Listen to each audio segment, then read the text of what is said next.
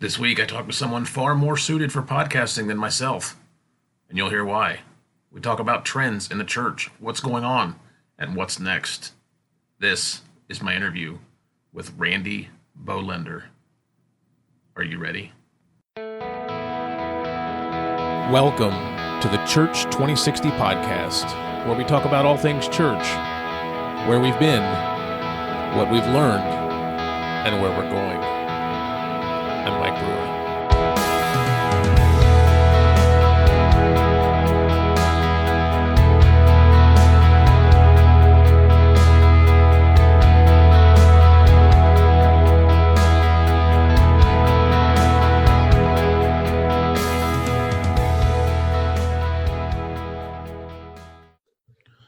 Well, hello, everybody, and welcome. My name is Mike Brewer, and this is the Church 2060 podcast. I am very thankful today. I have a guest with me who I have talked to several times in the past, but never have actually met in person. He is the host of the Third Cup of Coffee podcast, author of Jesus Killed My Church, pastor, planter, and entrepreneur, Randy Bohlender. Randy, how are you today? I'm doing good. It's good to see you, Mike. Yeah, good to see you. It's interesting. We have a weird, never having met history, but spent some time in the same parts of the country, in the same cities. It's like the forces of nature were conspiring against us, but we have overcome. Yes, and somehow we've managed to connect. That's interesting. We both were part of church plants in the same town that didn't do so great, but ended up leading to bigger, better things, at least according to God. Maybe not. I'm collecting a list of people who failed in that town. I've actually got another one I can add to the list recently. So we were in great company. That's good. I feel better now knowing that we're in great company. Well, if you're new to the show, the idea of the show is to take a hard look at issues in the church, or what's going on, and try to learn from it, and then take a look at down the road how we want to have left things when we're done with ministry. But before we hit all that, I would love, Randy, if you could give us a little bit about how you came to faith, and maybe a little bit of how you got where you are now. And since I have read your book, I know that can be a really loaded answer. So I'll let you take that wherever and however you want to. Yes, we will give you the abbreviated version of that. The long story made very short. I was raised in a Christian home in rural North Dakota. I don't know if you need to say rural, if you say North Dakota, if it's redundant, but I was in the middle of nowhere. And at about 8 or 9 years old, went to church camp, and it's the classic story. Every head bowed, every eye closed. And even at 8 years old, I felt a conviction on my heart and the presence of the Lord. And I responded to that appeal to give my heart to the Lord. And for all of the twists and turns of life that I've had, largely, I always stayed connected to that promise that I made to the Lord. I never had a massive, what the Amish would call rumspringa, or a time to run off and go do your own thing. Certainly struggled like every other teenager, like every other young adult, like every other middle-aged guy. But that has always been a really clear and distinct moment that I have tried to stay true to.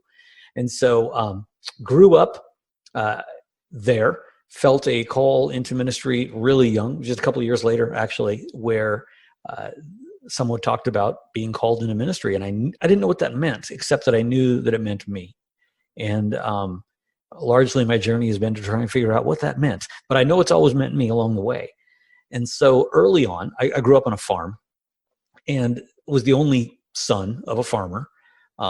Which is an interesting position to be in, because the only way to farm is if you get it handed down from your father. It's not the kind of thing you can have had one line of work and then go into it later. It's very hard, very economically hard.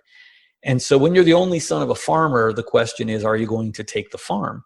And, my dad was a great guy, and he never put that on me. I don't think he ever expected that I would do that. It may have been that I showed absolutely no aptitude, but he never put the pressure on me to do that. And we never actually had the conversation about, are you going to take on? I think it was always just assumed, yeah, he's leaving. He's not going to stick around. So at, 2 weeks after I turned 18, loaded everything in the car, went to Bible college, and did 4 years in Bible college, was married right out of Bible college, did some staff roles in ministry in a couple of different places, spent 7 years in East Tennessee, where we were youth pastors. A great experience, great people, love East Tennessee. Moved back to Ohio, where we church planted, and then ended up on staff at the Cincinnati Vineyard. And I served there for a while before we moved to Kansas City, and here we are. Very good. What a couple things I love about that story is I had a similar experience myself when I was 12.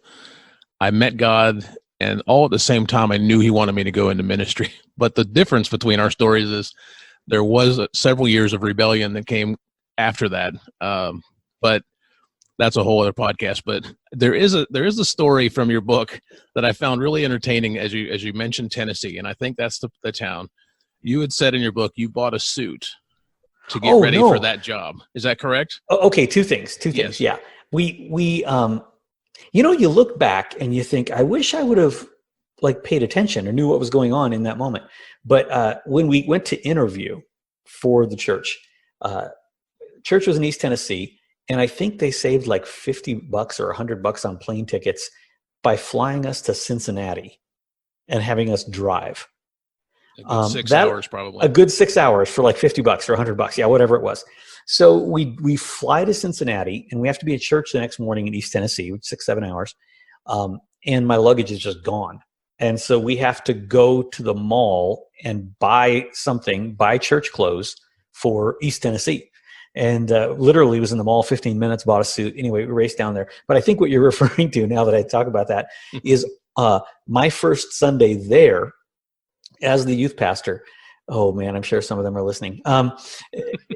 It's okay. They're good people. I was presented with a proper black church suit on my first Sunday as a gift, but the point was clear: you will wear this suit. And for 7 years, I wore that suit or a suit like it on Sundays. And when we left Tennessee, I don't think I've had a tie on since, unless somebody had died or was getting married. It was just, I was done. Yeah, I don't know what it is about that. I love that story. Just the fact that you bought a suit and then you were given the correct suit. Yeah, that's not the right suit. Makes me very happy. You need a black preacher suit. Yeah. I remember there were so many things there that when you're in your early 20s, you do things in ministry, you just think, well, okay, that's just the way it's done or whatever. And I remember one time another minister telling me that it was not adequate that I had the scripture that I was going to preach from written in my notes. That I had to carry my Bible to the pulpit because there were people thinking that I wasn't preaching out of the Bible. And I tried to explain that the Bible portion was actually on my, I had printed that out, and that was not good enough. I had to carry my Bible to the pulpit. It's interesting where we've been and where we're headed. Lesson learned. Yes. Lesson learned. All right. Well, there's another story from your book I want to get to later that has to do with a drunken Santa Claus. But first... Everybody loves drunk Santa. Everybody does love drunk Santa, and why wouldn't you? We generally take a look at an issue in the church in this podcast, but I contacted you because I actually listened to an episode of your podcast about trends in the church, and this was on your Third Cup of Coffee podcast, and you said some things that made my head spin, said some things that made me really happy, but you also said some things that I wasn't prepared for, and I'm generally the one in my world, my little part of the world, thinking progressively as far as what to do next in the church, about what changes need to be made to make this work, and what church will look like in this post-pandemic, post-2020 world. And I thought my normal first question is, what kind of things do you think need to be changed, or what's a big problem in the church right now that we need to look at?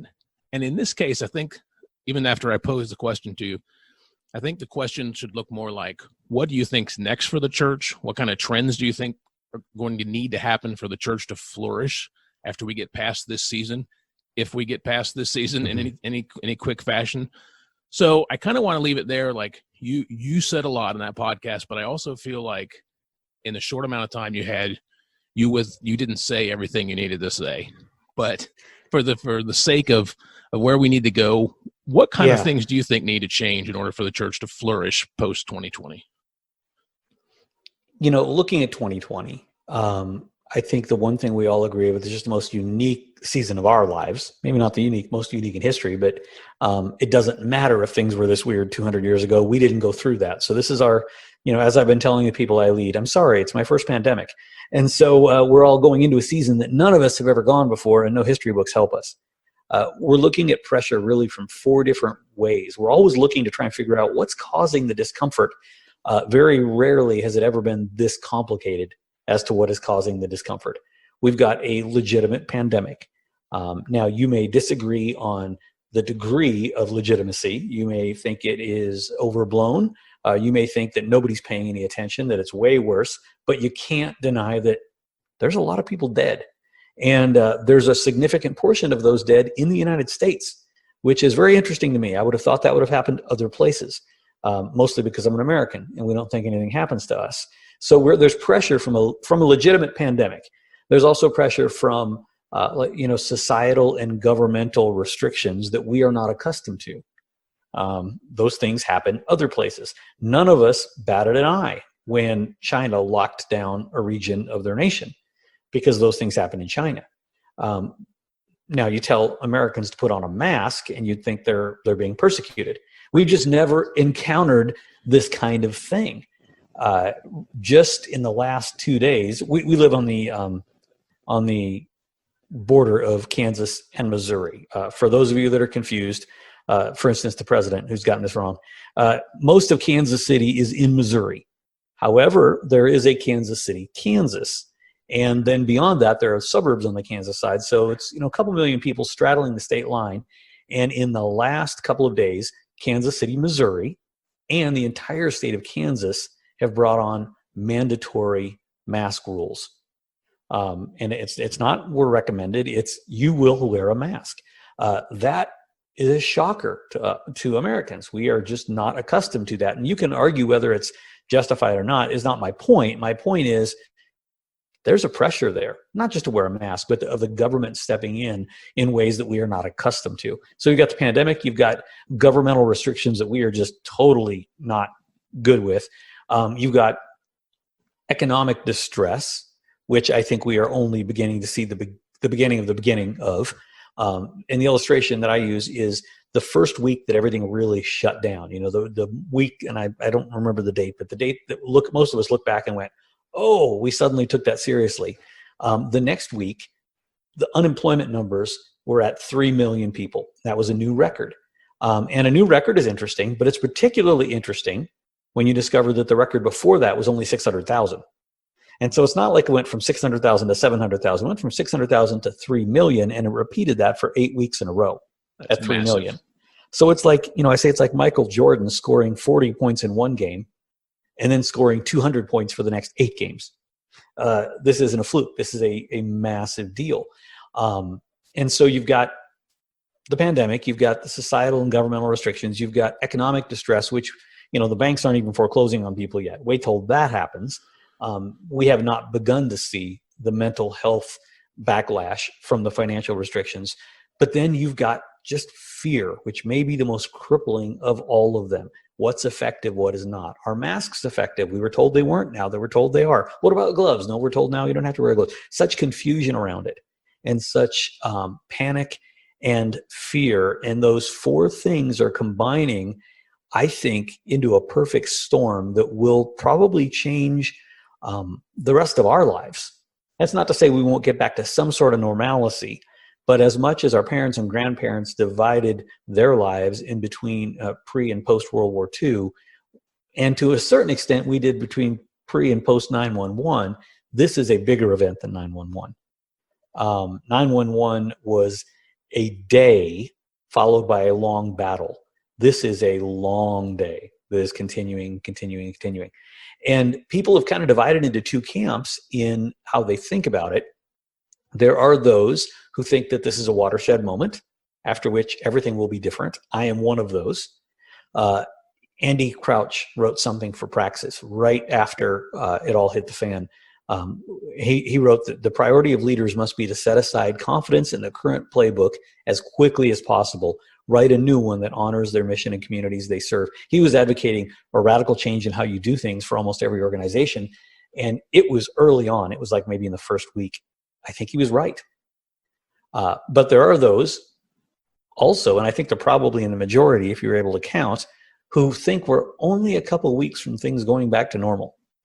Like, well, we'll get through this and everything's going to just kind of go back to the way things were.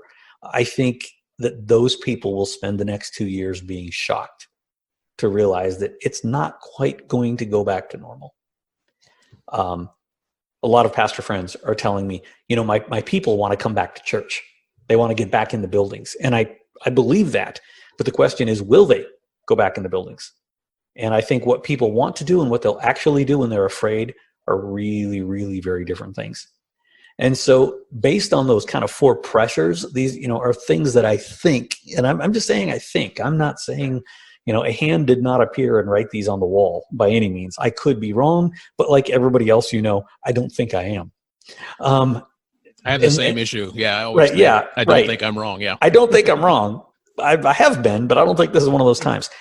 I think for a good long while, the big meeting is dead. That so many of us have been groomed to run and to aspire to, and actually served the church very, very well. It doesn't mean that the big meeting was a bad thing. It was a beautiful thing. We probably came to the Lord in some version of that big meeting. But I don't know that that's going to be available for a while. And in light of the fact that we can't do the big meeting, then how do we do church? It's not as if the call of the church disintegrates. It's not as if the mission of the church disintegrates. It's not as if the power of the church disintegrates. It's just that the meeting is dead. And so we've got to figure out a way to engage people other than in the big meeting. And it's got to be something in addition to online. If I could look over the last 3 months and delete a phrase from the church lexicon that has erupted, it's your online experience. Come check out our online worship experience. Right. I feel like that's hijacked. Instead of becoming a tool, if you can't be there, it's hijacked the whole system now, and that is the system. It's not an experience. You're watching something on YouTube. That's, if you watched a review for a watch you were going to buy, that's not an online watch viewing experience. You just watched something. And that's not to say the Lord can't move through it, but let's not oversell what we're giving as far as online. It's not the same. It can be good, but it's not the same. And so I think we'll see some sort of merger of both online and small meetings. I'm friends with Kyle Turner at Hillsong here in KC, and something they've done really well is to press an idea they call house to house, where people are gathering 2 or 3 families in a house in a safe way, maybe out on the patio, pull the TV out, and they're watching that together, and they're discussing it, and they're engaging with it. To me, that is far more helpful than a family gathering around the TV by themselves, because I know how that works. And the kids wander and dad wanders off. And, it's not the same as being with people. So I think going forward, the big meeting is dead, but we'll see some sort of hybrid of a model where there maybe are smaller meetings or, what we're even talking about doing, which is finding a location for our church plant that would not hold everybody, but would allow us to host some people and others would dive in. So I think the big meeting is dead. I think going forward, I think what I said on the podcast was short people will rule the world, which was responded to with great suspicion because I'm 5'5". What I mean is not short people. I mean people who can present in short chunks. And that, people have a problem with that. Well, I think people should be able to listen to an hour, sermon. Well, I think so too, but most of them are bad. It's hard to listen to somebody for an hour, just be quite honest. And so I think what will happen is people will learn to use the new digital medium, which presses towards a shorter presentation, but you just do more of them. There's an old adage in sales, always be closing. In every conversation, you're constantly moving people towards buying.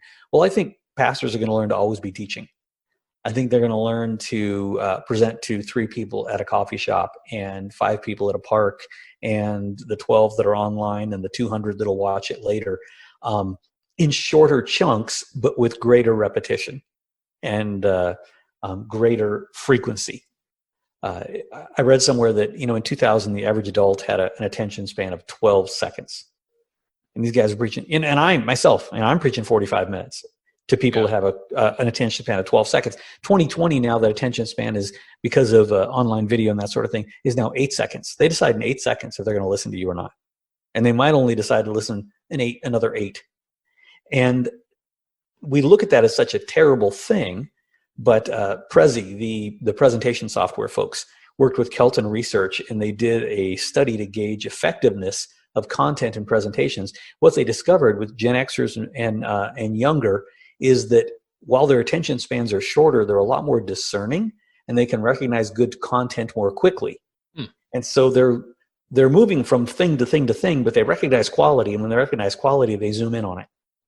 And so the pressure is on the presenter, back like it was when we had a big meeting, to be engaging, to be brief, to be repetitive, and to keep coming back to the message. I think it lends itself more to a lifestyle of teaching than a celebrity style of teaching, where the guy goes in a cave and works for 60 hours on one message, and he's got to drop the mic every week.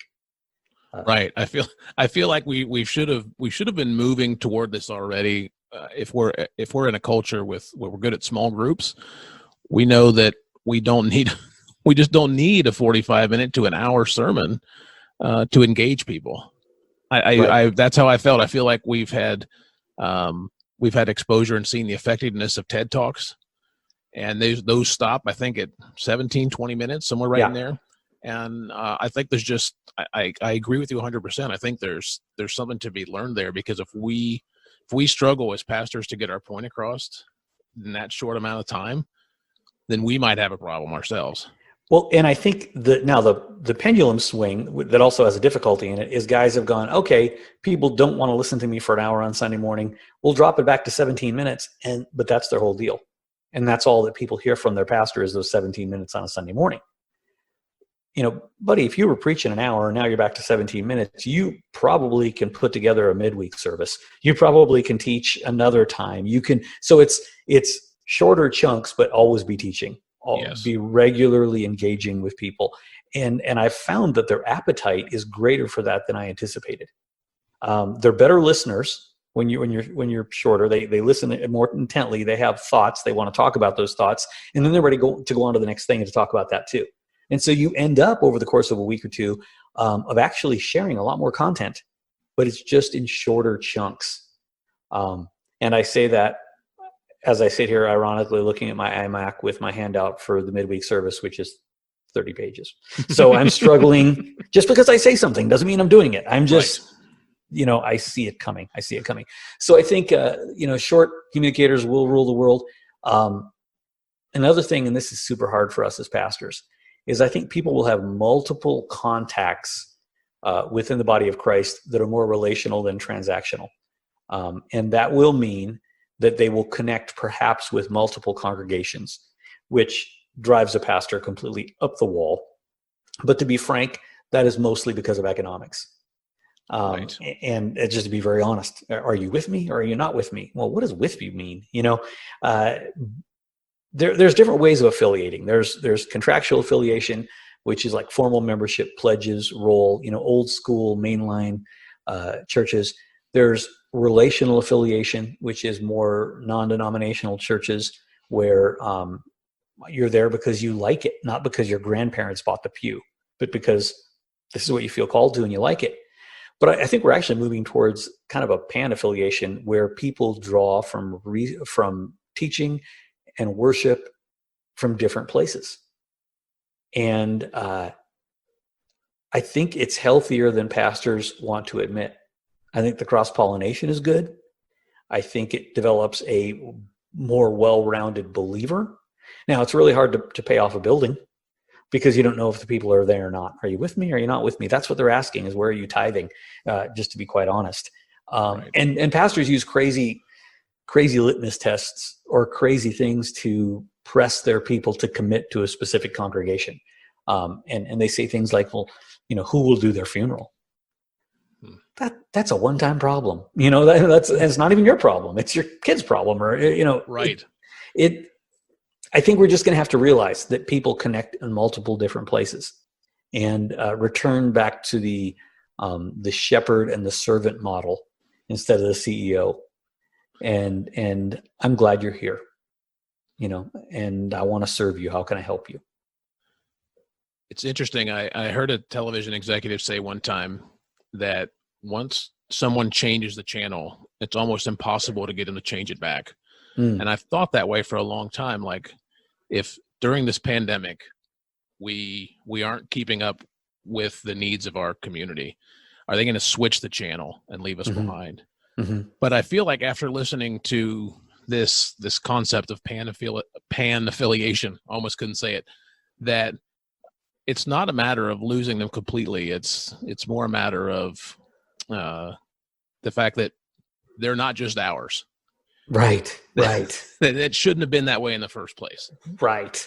Yeah. And maybe I was called to serve them.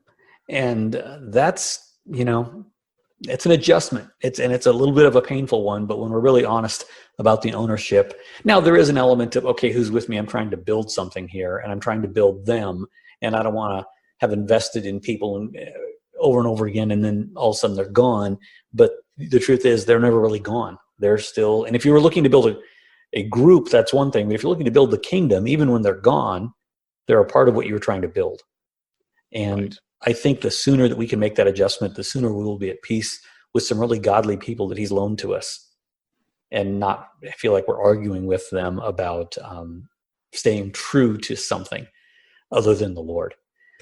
Another thing that I see is really more organic discipleship. A lot of the activity of the conventional church over the past few years has been what I've come to call saints-ertainment, where we look out across the people and we ask instead of asking what do they need, we ask what would they like. And the people are motivated by fear or insecurity or even the best intentions, and it's done under the guise of serving the needs of the body or the perceived needs of the body. But a lot of times it doesn't serve the body at all. And so I think we're going to have to move more towards what do they really need, not just what are they telling me they need, because they don't even know what they need.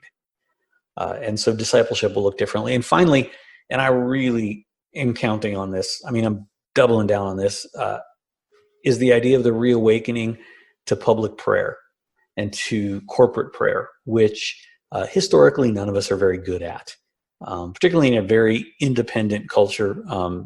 In the West, we do everything by ourselves. We go to our prayer closet. We highlight those passages that say, go pray off by yourselves. But there is something to corporate prayer. And in an increasing pressure that we have been in, I think for us to gather and pray together pays dividends that we cannot imagine. It is what the prophet Joel described as the prescription for a nation in crisis. It was sackcloth, it was ashes, it was fasting, it was prayer. And I think as a church, we have got to move back towards that to respond to the day that we're in, because our TED Talk is not cutting it. Our 3 tips for a better life, we're giving people keys to locks they don't even have. And so that corporate prayer piece where we beseech the Lord and he responds to us as a group, as we've been, we're in a planting phase right now. And those have been the richest times. As a communicator, I would like to say the richest times are the times when I'm teaching and people are just having this mind explosion of understanding. That's not it. It's when they're praying together is when they become knit together.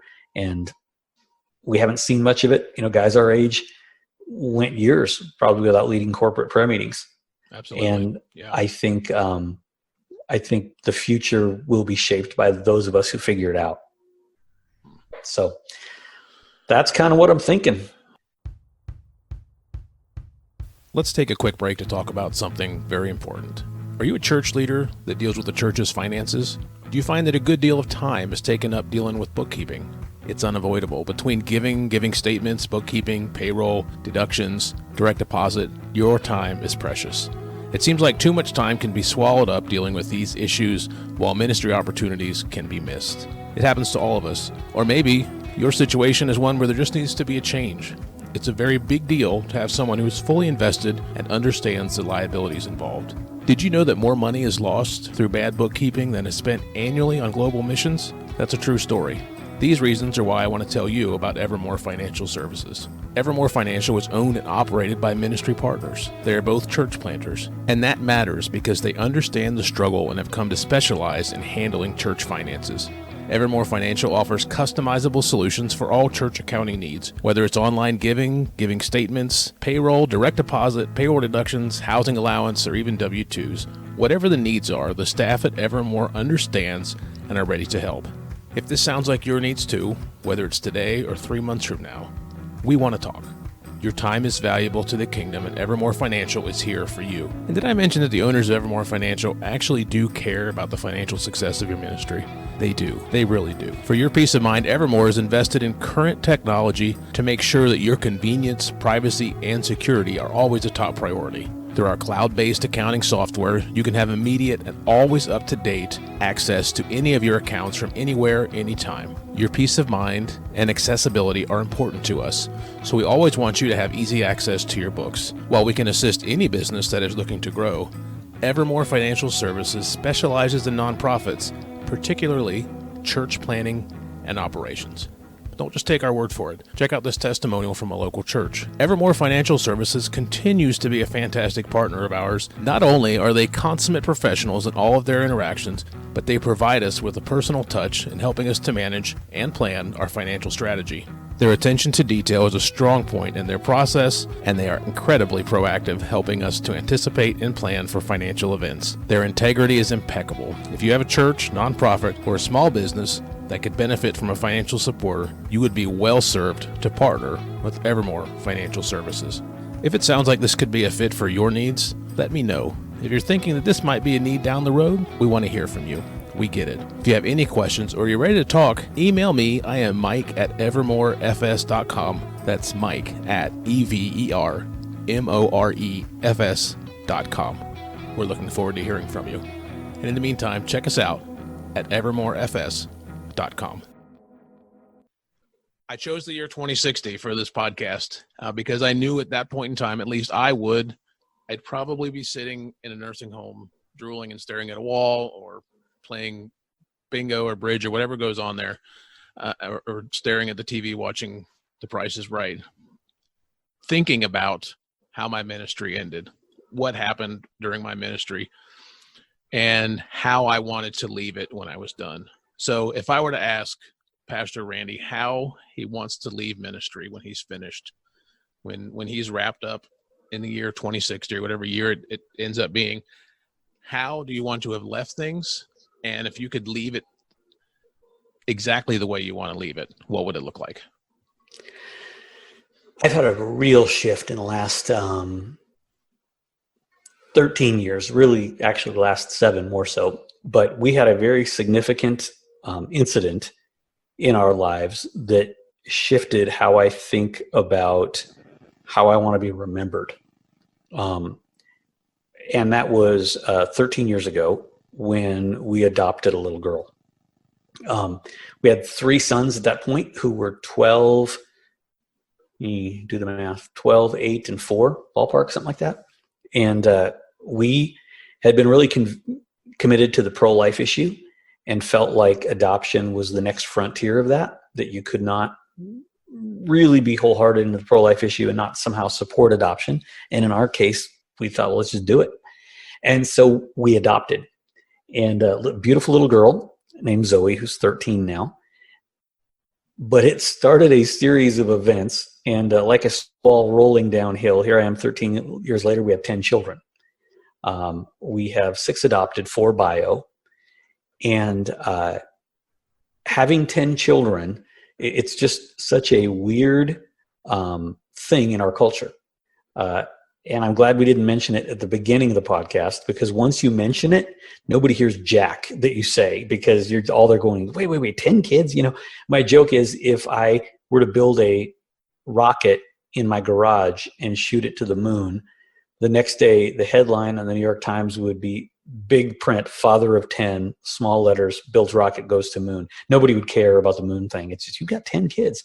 Right. And so I don't talk about it all the time in these sorts of things, but having 10 has meant massive adjustment to our lives.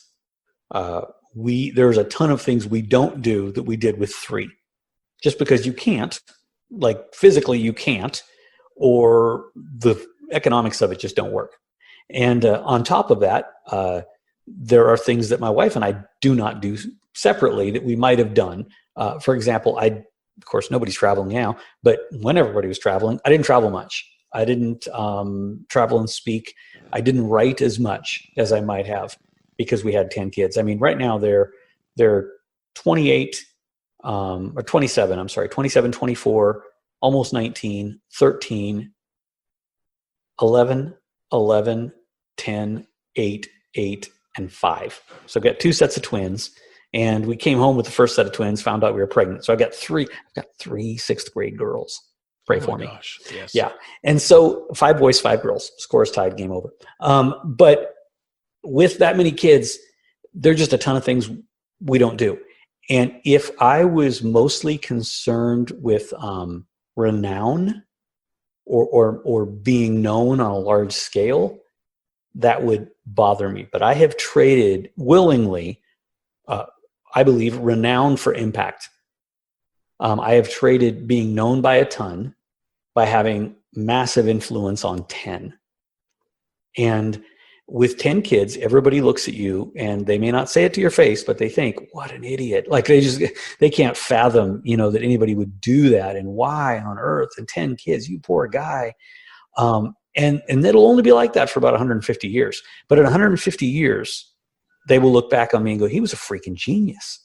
Like he impacted 10 families or 10 singles, whatever, that 10 individuals, and put his spiritual DNA in them, even those that weren't his. Bible says that children are arrows from the Lord. He picked up bent and broken arrows and repaired them and fired them back. And I think that those that I lead as their pastor would fully understand this. I don't really look at them as my legacy. I look at my children as my legacy, because there are 10 and those are the 10 I'm pouring into. Now, if I didn't have 10, I would certainly, there'd be others that I would draw into that circle. But my point not being go out and have 10 kids. My point being your impact on a smaller group long-term will be greater than your impact on a larger group. You can, on a larger group, you can touch 1,000 people. You can move their hearts and you can have impact on them, but not the kind of impact you can have on 10. So do you want to stomp in the ocean or do you want to stomp in a puddle? You make a bigger splash in the puddle. And I would guess most of those guys that we look at that are speaking to the ocean, if you get really behind the scenes, they probably have 10 that they're really pouring into. And so legacy-wise, I look at who is the short list of people whose lives will be radically different because I have lived. I don't think about organizations. I don't think about entities. We're building a church. I'd love for that to be a long-lasting, significant impact on our city. But my 10 are the ones that I think will really be my legacy.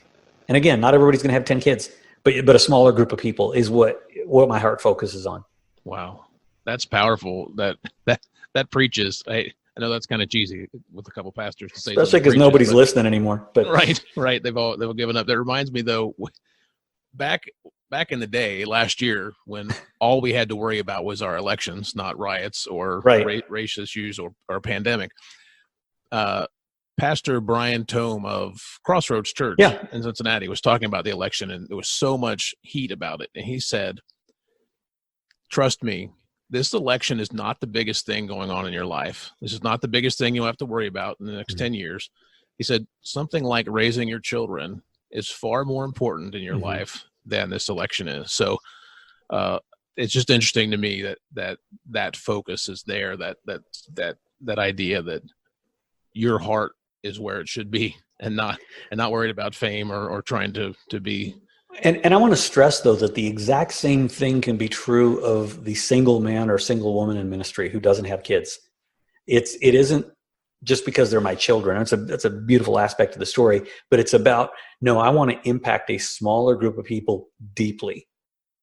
I want to have a small, it's so easy to, with great intention, play to the crowd.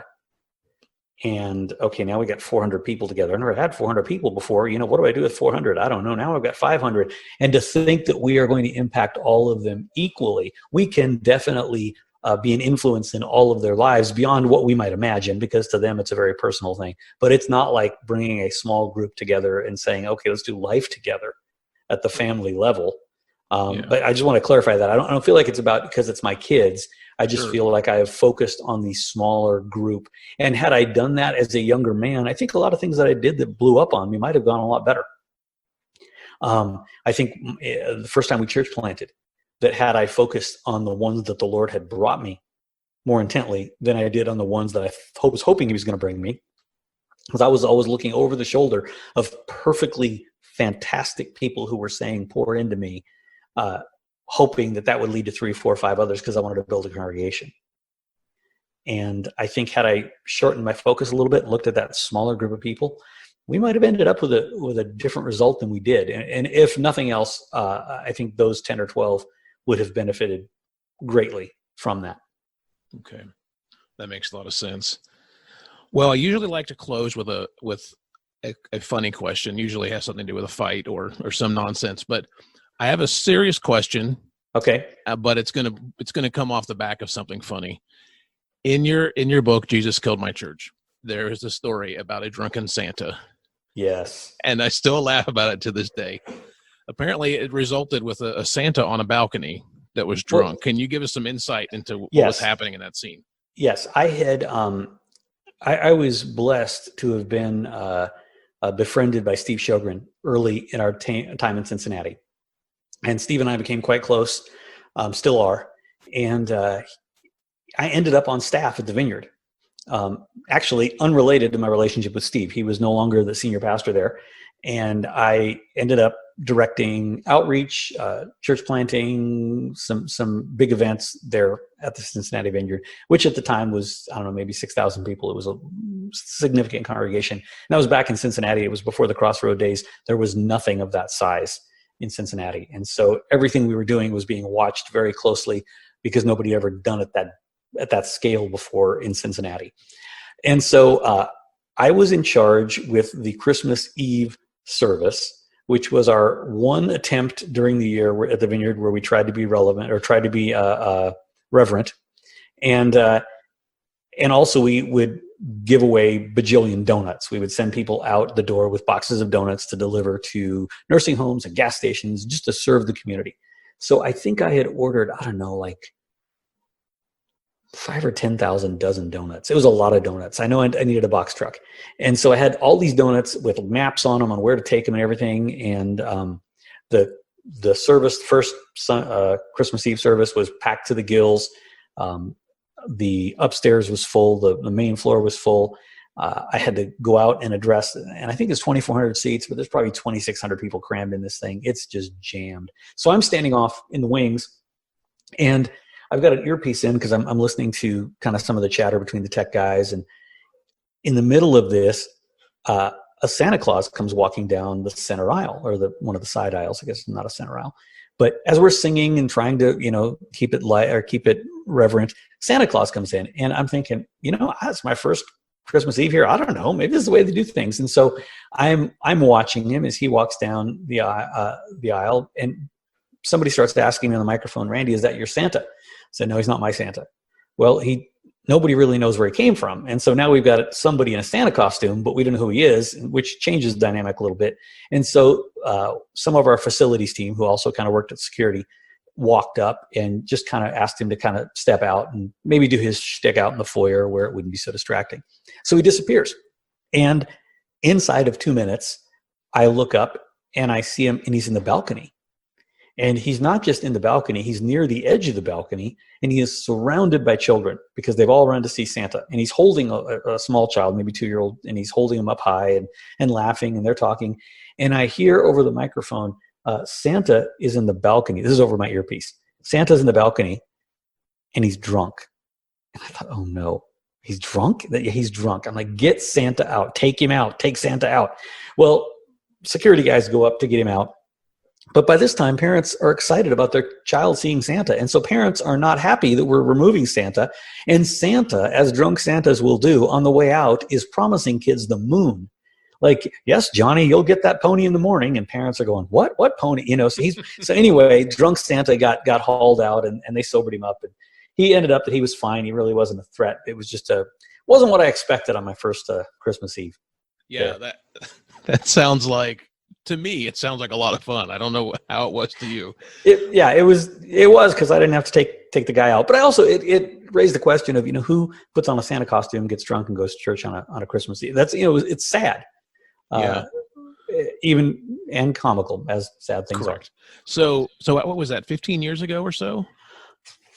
Yeah, maybe 18. 18, yeah. Okay. So yeah. So roughly 18 years ago, you're working at the Vineyard. Mm-hmm. And shortly after this drunken Santa incident, you are approached by someone from the International House of Prayer in Kansas Mm-hmm. City. And he asks you to consider joining them on their Mm-hmm. team. And your sort of mental response in the book, you said you didn't really have any interest in entertaining that because you were healing up and enjoying your experience at the Vineyard. Mm-hmm. And and that was good for you because you had spent enough time getting beat up by church planting. Fast forward 18 years later, you're church planting again. What is different in Randy now than that moment when you were entertaining an offer from International House of Prayer, but didn't want to because you were trying to heal up from your previous experience? And let me clarify, when I say healing up from that first experience, it was not the people.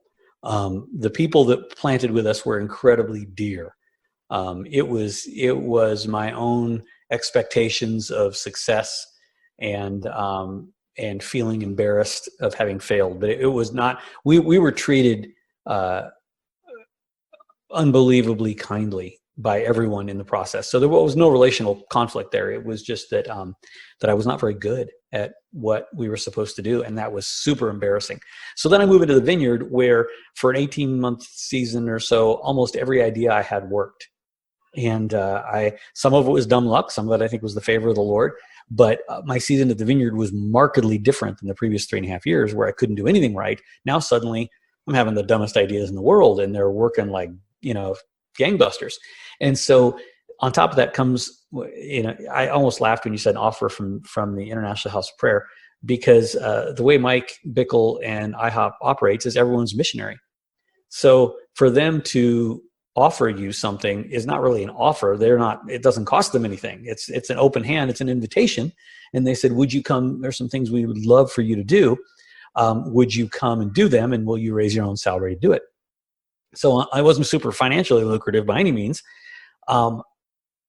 But what pricked my heart at that point was, I realized I was, in my late 30s, and I'd been in ministry for a good chunk already, and I did not have much of a prayer life. And that bugged me. I did not like that. I was embarrassed of that. And so I came in theory to help IHOP do some things, but I came for some things. And what I came for was to develop an appetite and an ability to spend significant portions of time in prayer, because I felt drawn to it. But man, if I thought I was a bad church planter, I was even a worse intercessor. Like I just couldn't do it. I'd write my list and I'd pray for everything that I prayed for, and then realize 7 minutes had passed, and I was supposed to be here for an hour. So fast forward 17, 18 years. I would say two things that are radically different. One, I'm 17 or 18 years older. And when you're in your 30s, you don't understand the difference that makes. You don't understand that when you're 30, that the person you are when you're 50 is almost a completely different human being. You think, I'm a grown-up. I've been a grown-up for 12 years. I've kind of got this figured out. All that's true. You're just wrong about everything. And so lots of things changed. So I'm in my 50s, not rather than in my 30s. The other thing is that depth in prayer in that season that I spent at the House of Prayer and in other situations as well has grown And I think my inner walk with the Lord is significantly, well, being genuine and well-meaning 20 years ago, was not as deep as it should have been. And so I feel like I have come to a place, and I'm a goofball. I'm still learning and I'm still growing, but there's a confidence that comes from being able to spend a passage of time with the Lord and know that you can hear from him, that I probably didn't have before. So in that sense, kind of a different guy. Okay.